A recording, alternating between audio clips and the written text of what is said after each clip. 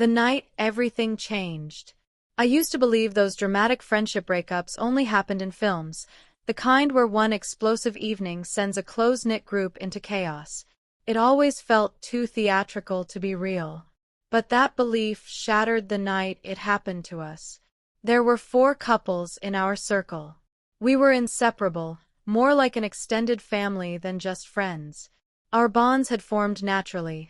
Same neighborhood, same careers, same life stages. It just worked. One couple had been married for 3 years and recently welcomed a toddler. Mara and I had been husband and wife for about 18 months.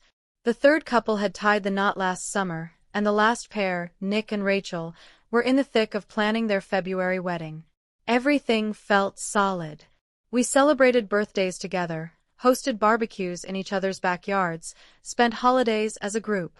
We'd been there for the highs, promotions, weddings, and for the lows too. Grief, setbacks, growing pains.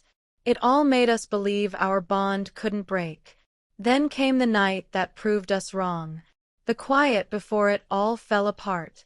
Nick and Rachel's wedding was the next big thing on our calendar. We were all looking forward to it, the final bash before they officially said, "I do." But before the wedding came the usual ritual, the bachelor and bachelorette parties. We'd always joked about how outdated those traditions were. Still, no one really minded. It was a chance to relax with your best friends, blow off some steam, make a few final memories before a new chapter began. Nick told the guys he wanted to keep it low-key. Just a night at a club, drinks, nothing too flashy. Rachel doesn't want anything crazy, he told us. No strippers, no nonsense. Just something chill. We gave him a hard time. Dude, that's weak. You're supposed to go out with fireworks, not a bedtime story. He laughed. There's 4 of us. That means 4 chances for something stupid to happen. One way or another, we'll make it fun. And he was right. That Saturday night, we hit the city with easy laughter and shared memories. We drank just enough to get loose but stayed in control. We swapped stories from our wild younger years, dished out marriage advice, mostly half serious, and gave Nick the kind of send-off only lifelong friends can. Meanwhile, our wives were out too, having their own fun. They chose a bar that offered karaoke and weirdly themed cocktails. Mara texted me every now and then. She sounded upbeat, said they were having a blast. She even called at one point, giggling. Rachel just won this goofy balloon popping contest, she said. They gave her a bottle of brandy as a prize. Now we're mixing that with champagne. Totally classy, right? I laughed along and told her not to overdo it. It was all harmless fun. Or so I thought. The moment the mood shifted. About an hour later, something didn't sit right with me. It wasn't suspicion, just a weird feeling. I called Mara again, just to see how things were going. She answered, but her voice was slurred. No big deal after a few drinks. But there was something in her tone, tight, off balance. It wasn't just the alcohol. You sure it's just the girls with you? I asked, half joking, hoping to get a laugh. Silence. Then a quick, almost defensive reply, yes, of course, just us. Before I could ask anything else, she hung up. That was the last I heard from her that night. We wrapped up our own night around 3 in the morning. But Mara still hadn't come home. Her phone was turned off. At first, I told myself maybe the night had just turned emotional. The kind of messy, tipsy heart-to-hearts that sometimes happen when a group of women drink too much. Tears on the curb, hugs, confessions, the usual. But there was something in the pit of my stomach that didn't sit right. Around 6 a.m., I was jolted awake by the sound of Mara stumbling into the apartment. She crashed into a chair, whispered loudly to no one in particular, and tripped over the edge of the rug. She was wasted, completely gone. Why didn't you answer your phone? I asked, kneeling to help her out of her heels. She mumbled something about her phone dying, then collapsed face down onto the bed, unconscious. I stood there for a moment in the dark, the sour stench of alcohol clinging to the air, a dull throb building in my head. And beneath it, a creeping sense of dread. Something was off. I just couldn't see what, yet. The call that unraveled everything. Barely an hour later, my phone rang.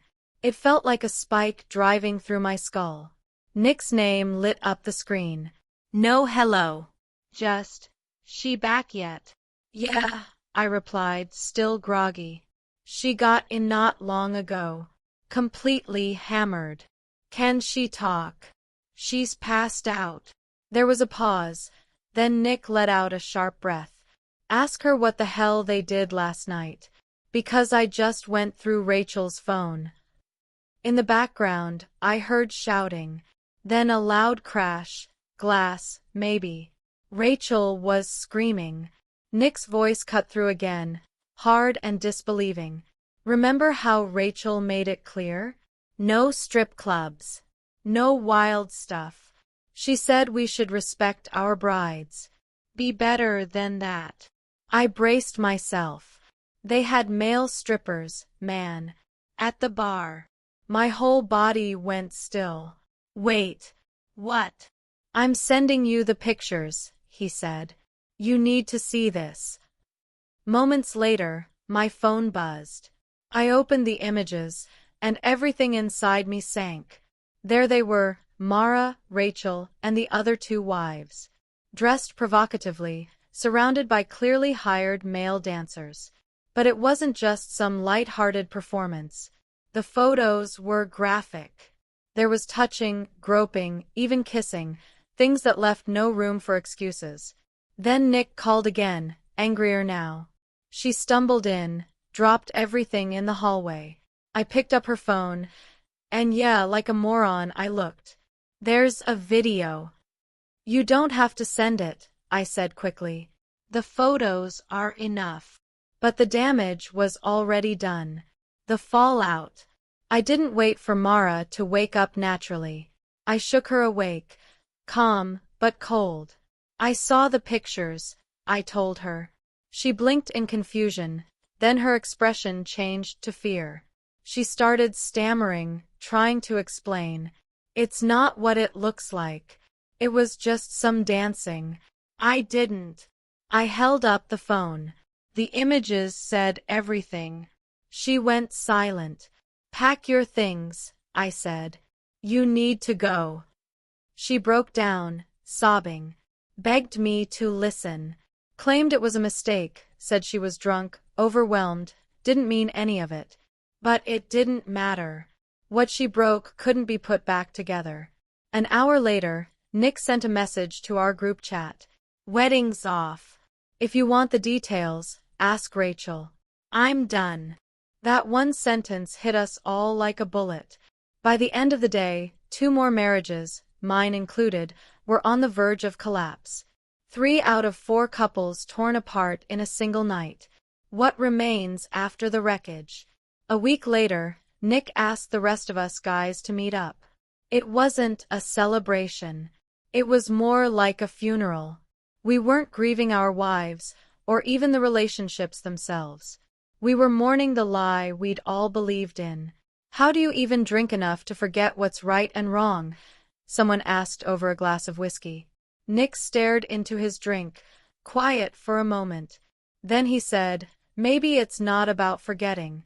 Maybe that night was just the truth coming out. Maybe they did exactly what they always wanted to do. The silence that followed said more than words could. 4 men, once husbands, now just a group of broken strangers in a bar. Emotionally wrecked. Angry. Numb. Someone tried to lighten the mood. Well, I guess this is our real bachelor party. No one laughed. But we raised our glasses anyway. That night didn't just ruin relationships, it exposed everything we were too afraid to see. The cracks we ignored. The truths buried under comfort and routine. We thought we were building futures with these women. Turns out, they were just passing time until it all collapsed. And it only took one night to destroy everything we thought was real.